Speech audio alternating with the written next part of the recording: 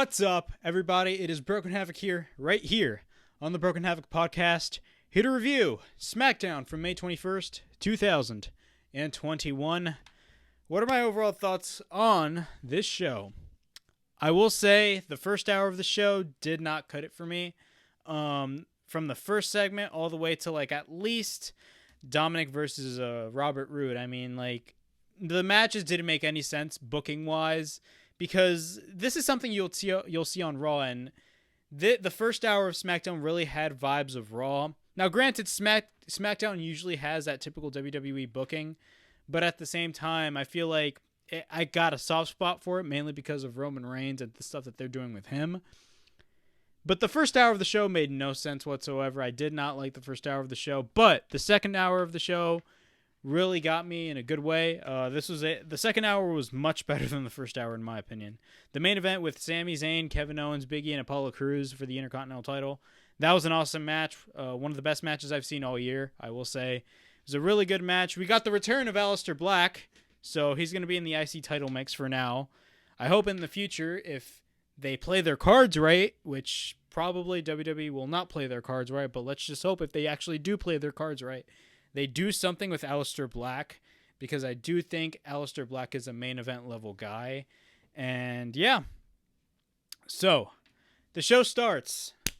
Of course, wait, I forgot to mention, this is the fallout from WrestleMania Backlash on the SmackDown side of things. So, the first segment, well, we had Sonya Deville welcome us to an extra special edition of Friday Night SmackDown. So, all champions are introduced on the stage, and when all champions were introduced to the stage, they were playing the Night of Champions or Clash of the Champions theme song, and I'm like, why are they playing this in the background? It was so dumb. They were all introduced to the stage, and I don't know why. They try to make it seem important, but in reality, it wasn't. This is something that, first off, they don't do this at all. This is the first time they've done this, and it makes absolutely no sense. So she announces that WWE is back on the road. Now that, I'm not going to lie, I did mark out for, because of course, as you guys know, the announcement was made that beginning July, SmackDown, Raw, and the pay-per-views, they're all going back to the road. SmackDown is set for July 16th at the Toyota Center in Houston. Then we got Money in the Bank at the Dickies Arena in Fort Worth. And also Raw on July 19th in the American Airlines Center in Dallas, Texas. So WWE's back on the road. So is AEW's back on the road. That's awesome. We finally get to see fans back in attendance. We don't have to see this Thunderdome garbage anymore. Look, the Thunderdome looks great, but at the same time, I mean, one of the sole purposes that they try to bring in bring back. One of the sole reasons why they created the Thunderdome was to try to boost ratings, and that's one of my problems with WWE. When the ratings are down, either A, they will literally do a special show like they did with Raw Legends Night, which was a total failure in my opinion. Or B, they will literally change things up and introduce a new freaking set and LED boards like they did with the Thunderdome, which, look, WWE are masters at production. There's no denying that. Hell, their production is 10 times better than AEW's production. But at the same time, their product is terrible. Production is not everything. People don't want to watch wrestling just for the set designs. Maybe, look, one of the things that got me into wrestling were the set designs, but at the same time, there were the characters that were involved. I loved, guys like Edge, The Undertaker, Triple H, Orton, those guys, right? I grew up in that era. But at the same time, people want to see good new sets, but at the same time, I mean, that's not going to cut it. Just because you're back on the road, I mean, it's awesome, but at the same time, I mean, your product is going to suffer if you don't, utilize your product well or book correctly. You need to book correctly. You need to book good shows, and I'm going to be straight up. Raw and SmackDown were terrible shows before this pandemic started. They were really bad shows. I would say that Raw in 2019 was one of the worst years for Monday Night Raw in its history. 2019 was such a bad year. It's not even funny. They had the freaking wild card rule, which made absolutely no sense whatsoever. The wild card rule literally ruined the entire concept of the brand split. And I am a huge supporter of the brand split. I do think it will work. It's just that WWE does not. Like, it worked when they first brought it back in 2016. I will say, Raw was not the best show in 2016. But at the same time, I really enjoyed Kevin Owens and Chris Jericho. But SmackDown flourished. They were awesome in 2016. And ever since Jinder won the title, everything went downhill. But, like, 2019 was such a terrible year creatively for WWE. It was not even funny. But, yeah. So, that's my quote-unquote, I don't want to say rant and all because it wasn't really a rant. But WWE needs to book good shows when they are back on the road. Because if they don't, then people are not going to buy their tickets. But I do believe that Roman Reigns will. Like, literally, Roman Reigns is a draw now. Roman Reigns is going to be a draw. I don't care what anybody says. You can be an AW mark. Roman Reigns is going to be a draw once fans come back. I guarantee you that. All right.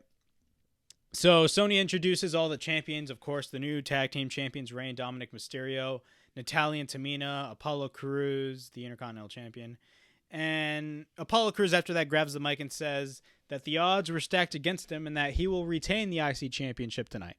Says, one-on-one, they will all fall, and says that he will be victorious. Later on, Sonya introduces Bianca Belair, who is the SmackDown Women's Champion, which it was already predictable that Bianca was going to retain the title against Bayley at Backlash. It made the absolute sense. I mean, Bianca Belair is not going to lose the title a month later. It's a dumb decision. But yeah. Then Sonya introduces our tribal chief, the head of the table, Roman Reigns. Then Paul Heyman. Well, first off, Roman's old theme plays, and I was concerned. I was like, bro, somebody has not been watching the show down in production. You know what I mean? And then they play Roman's old theme, and I'm like, I thought the Shield music was dead. But no, Paul Heyman comes out. So Paul Heyman comes out to the old Shield music, which is hilarious.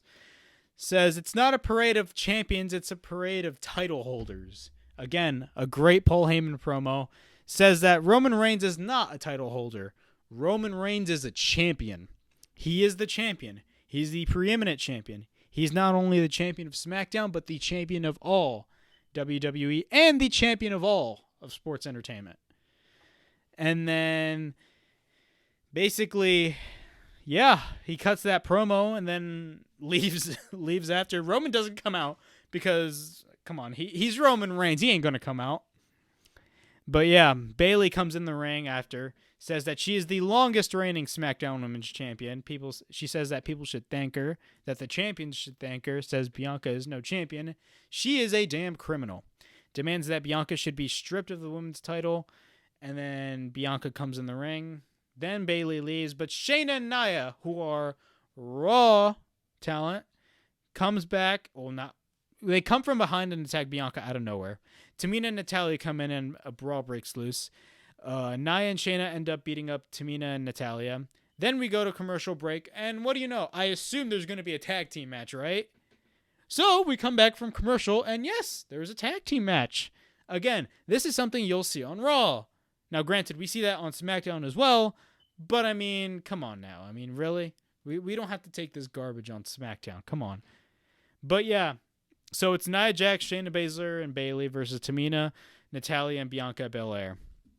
So Tamina suplexes Bayley. Natalya tags in. Works on Bayley. We get a couple snap suplexes on Bayley. Bayley takes down Natalya. Shayna tags in. Shayna works on Natalya. Nia Jax tags in. We get a power slam on Natalya. We get a cover and a near fall. Shayna and Bianca tag in. Bianca works on Shayna in the corner. Moonsault by Bianca. We get a spine buster on Shayna. Bianca goes to the top. Shayna leaves the ring. We get a crossbody by Bianca on Nia and Shayna. Bayley works on Bianca. Bayley misses the elbow. Tamina tags in. Works on Bayley. We get a power slam on Bayley. Natalya tags in. We get a German suplex. Tamina tags in. We get a super kick by Tamina. We get a cover, but Bayley grabs the bottom rope. Natalya tries to go for the discus clothesline, but misses. Applies the sharpshooter on Bayley. Shayna is legal. Bayley tags in later. Discus clothesline by Natalya. Everybody's kicking each other by this point. We get a belly to belly by Bayley on Bianca outside the ring. We get a Caribou to clutch on Natalya by Shayna Baszler. Natalya taps out. Shayna, Nia, and Bayley win the match. Overall thoughts on this match? I didn't care for this match. This is a type of match you will see on Monday Night Raw. I'm not joking. You will see this on Monday Night Raw. I didn't even have a Raw review, mainly because YouTube had issues, but I would have talked about the same thing if I had uploaded my Raw review this week. This is typical WWE booking. And look, we have this typical WWE booking on SmackDown every week, but at the same time, I feel like, with Roman Reigns being there, and I feel like, a lot of the stuff makes a little bit more sense on SmackDown, but hey, it is what it is. Raw is just a terrible show. This is something you'll see on Monday Night Raw, and it's not even funny. Big E backstage interview says that tonight he's in the ring with dogs. Says that he will leave and will be the rightful and deserving Intercontinental Champion. So yeah. Next up, we got Tales of the Dark Father with Aleister Black. He says that there is no lying worth pain. It is truth. Says us humans are sick and dying animals. Basically continues on and on. I really enjoy these video packages when it comes to Aleister Black. Aleister Black is really awesome. Again, he came back, spoiler alert, he came back in the main event at the end of the show. But, I mean, Aleister Black, I guarantee you he will be a success. I hope he's a success. I mean, I'm having faith in WWE right now, but knowing WWE, they're not going to do anything with Aleister Black. But I mean, let's hope they actually do something with him. All right, we got King Corbin versus Shinsuke Nakamura. We saw this match last week. Why are we seeing it again? Oh, I know why. Because Corbin is pissed off because he lost his fake crown. He cuts a promo, says that he's gonna he said he was gonna let his actions do the talking. Says that it's the most disrespectful thing he's ever seen. Oh my god, because you lost a fake crown? This is so stupid. Like, stuff like this really angers me, bro. Again, King Corbin, Baron Corbin, Constable Corbin, whatever you want to call him, he's the type of heel that gets go away. He doesn't even get heel heat. I guarantee you. He was one of the reasons why the Raw ratings went down the toilet back in late 2018. Like, I swear. Baron Corbin was awesome in like 2016 and 17, and everybody thought he was going to get a big push, but turns out he didn't. But like, man, he has gone downhill. Again, he's the type of wrestler to get go away heat, in my opinion. And look, go away heat and heel heat actually exist. King Corbin gets that. Look, I guarantee you, once fans come back in attendance, he's going to get that go away heat from fans. I'm sorry. So Rick Boogs, he was from NXT, and he comes out shredding Nakamura's theme with an electric guitar, and this looked badass. I really enjoyed this. Pat McAfee, one thing I will say about this show, though, Pat McAfee, and this is on SmackDown, I feel like with Pat McAfee on commentary, it gives SmackDown a little bit of an identity. Pat McAfee is awesome at what he does, in my opinion. Pat McAfee is great.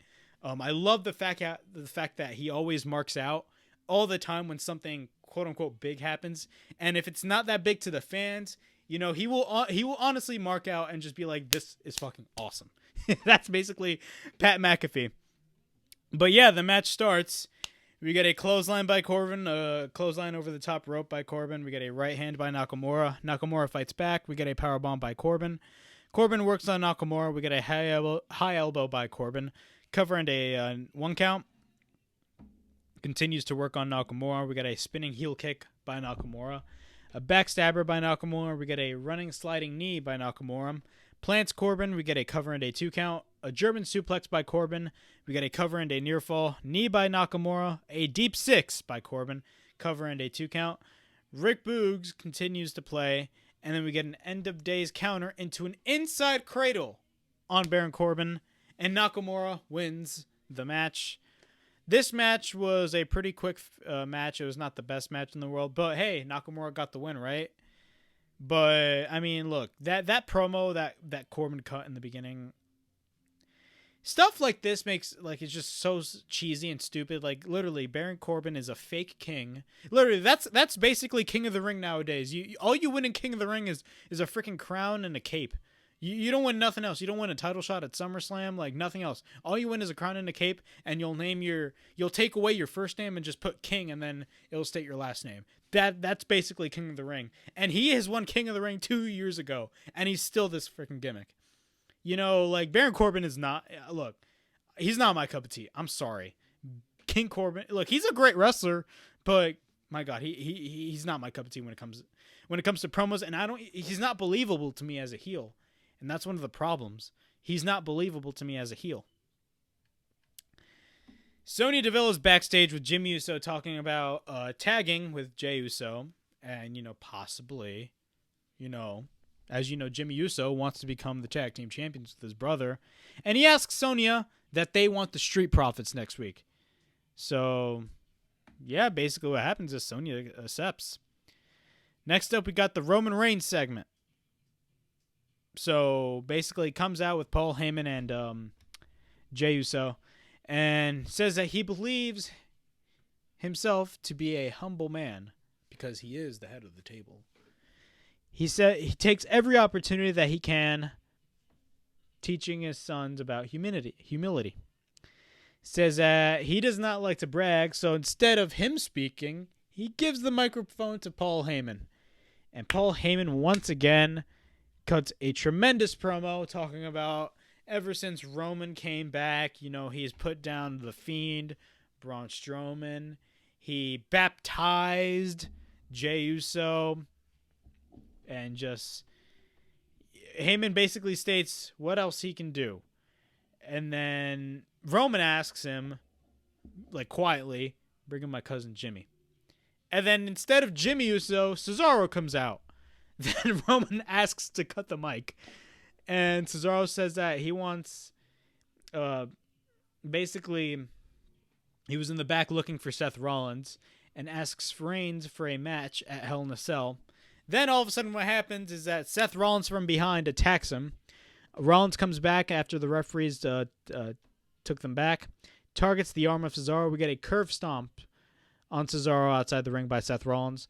Rollins gets escorted out, but runs back and stomps Cesaro. So literally, Seth Rollins is just annihilating Cesaro at this point. We come back, I believe from commercial break. I didn't write it on my notes here. Seth Rollins is backstage. He sees Cesaro in a stretcher and says that he basically asks, like just by yelling while Cesaro's in the stretcher and getting like going to quote unquote hospital in kayfabe, he just screams, "Why did you make me this person?" So Seth Rollins is just being sadistic at this point.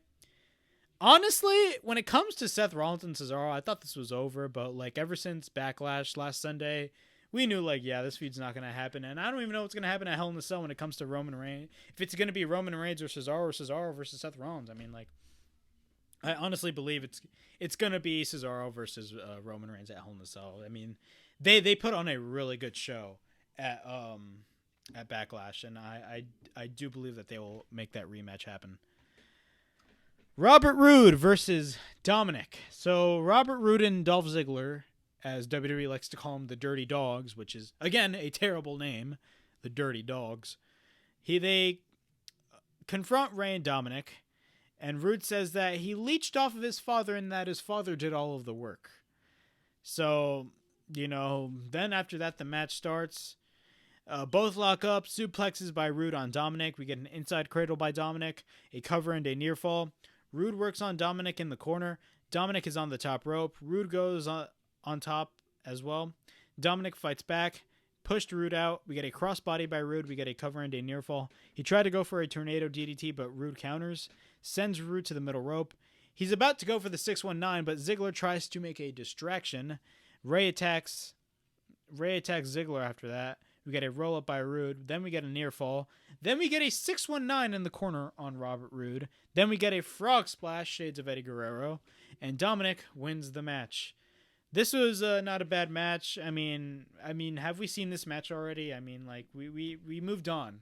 We moved on already, right? I don't know why we're seeing this match again, but hey, it is what it is. All right. Next, backstage segment. Jimmy Uso confronts Jey Uso.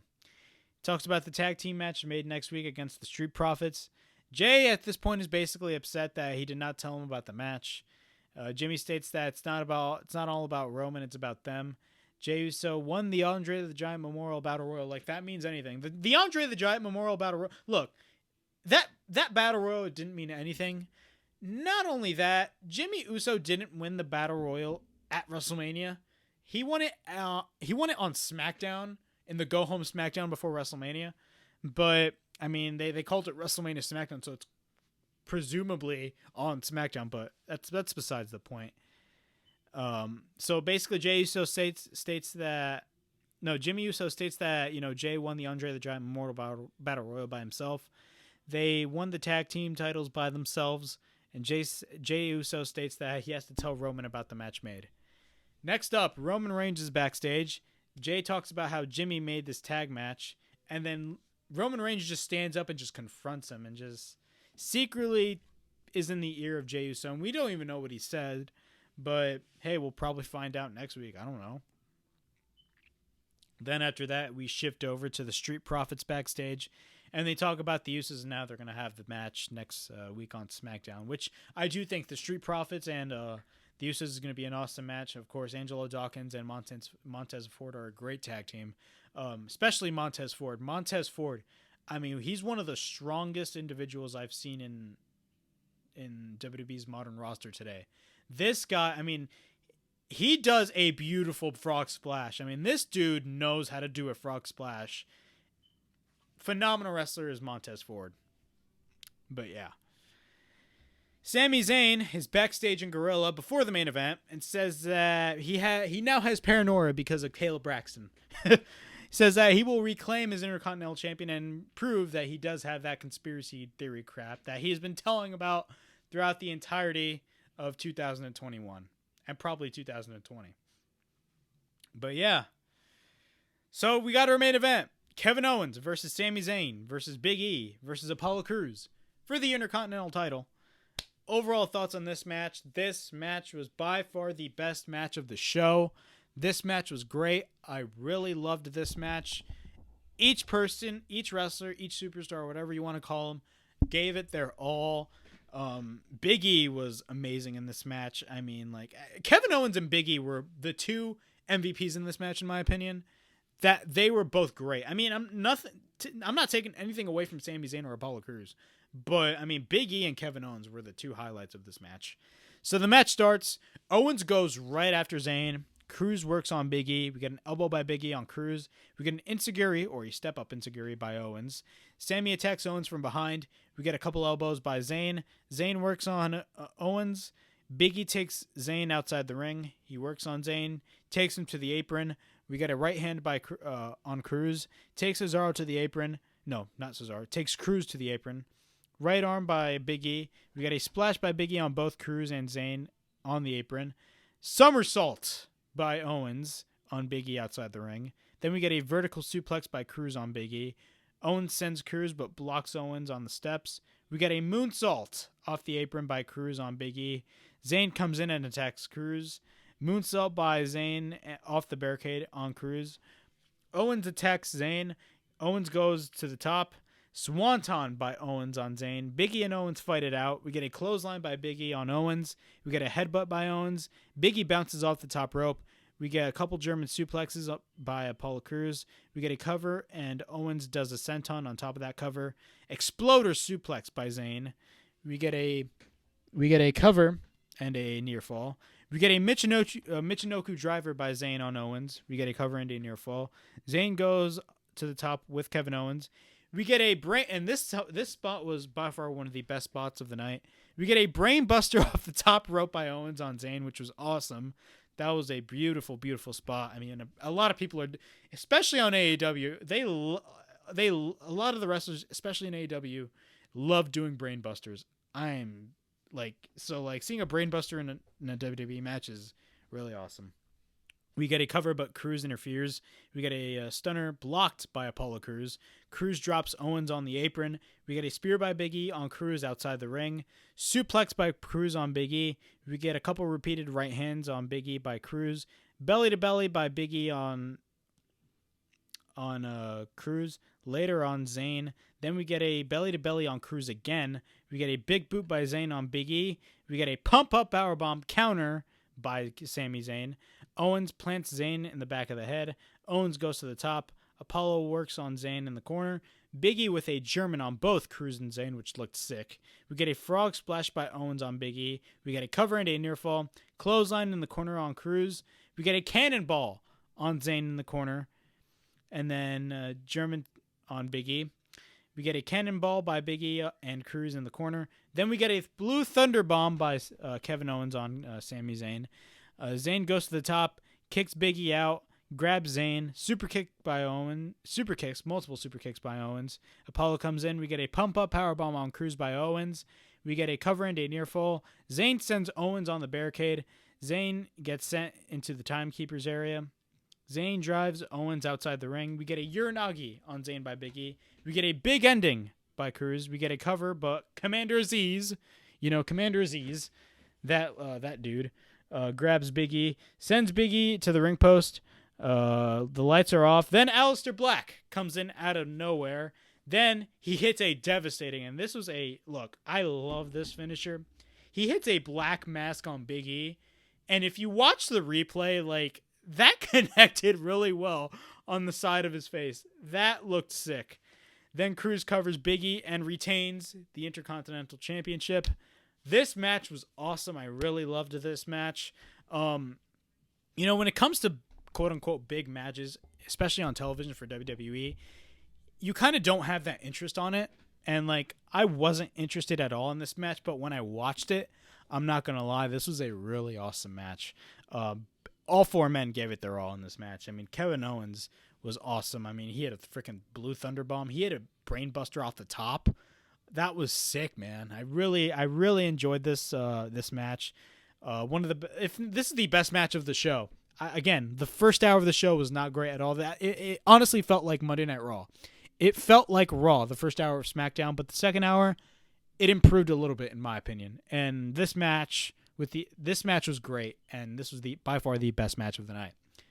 So yeah, this was SmackDown from May 21st, 2021. I'm going to be on Tuesday. I'm finally coming back with my Raw reviews because I know I didn't upload my Raw reviews this week, so I'm going to be coming back with my Raw reviews on Tuesday. Thursday, I got my Dynamite review, of course. Friday, I'm going to be uploading my Double or Nothing predictions, mainly because we got Double or Nothing coming up on May 30th, and that's going to be a huge show, so be on the lookout for that. Not only that, I got my SmackDown review on set. Well, actually, take it back. I completely forgot that Dynamite was preempted, so no Dynamite review on Thursday. Instead, we're going to be doing what I'm going to be doing is basically having SmackDown. Actually, no. Dynamite is going to be first, and then I'm going to be uploading my SmackDown review. I will let you guys know when I'm going to be uploading that, honestly, because it's going to be a hassle because I have to take notes for 4 straight hours because I got SmackDown for 2 hours and Dynamite for 2 hours. And look, Dynamite's going to start at 10, and it's still going to be a live show. So, yeah. Monday Night Raw review is going to be on Tuesday. And then I'm probably going to be uploading my predictions video either maybe on Wednesday or Thursday. Probably Friday. I don't know. I will be on the lookout for that. But yeah, Dynamite review will come first, most likely on Saturday. And then on Sunday, I'll try to upload early for my Dynamite review for my SmackDown review. I don't even know what's going to be happening because it's going to be a lot of work. But hey, it is what it is. I will let you guys know. This was my SmackDown review. Overall thoughts, this was not the best show in the world. I mean, especially in the first hour, but the second hour was much better. But yeah, that was my SmackDown review. Please like, subscribe, comment down below, push that bell for notifications. And this is Broken Havoc. Signing out.